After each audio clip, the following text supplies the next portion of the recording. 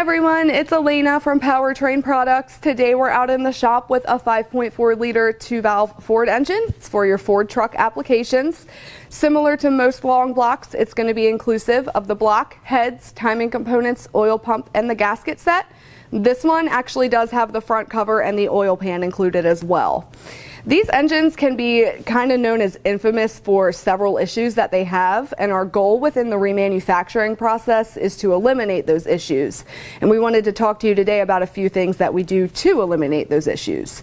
The first of those is installation of a multi-layer steel head gasket. The reasoning for that is the high heat temperatures this engine is known to endure. The multi-layer steel can endure it a bit better. It's also known for timing chain slap and failure, and to eliminate that, we install new tensioners and guides. We also install an all-new valve train with the rockers, the lifters, everything to eliminate the valve train noise and ultimately failure.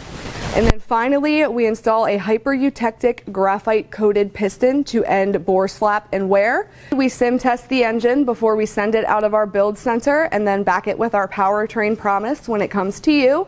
If you want to speak with us about pricing and availability, our phone number is 888-842-0023, or you can follow us online to powertrainproducts.net.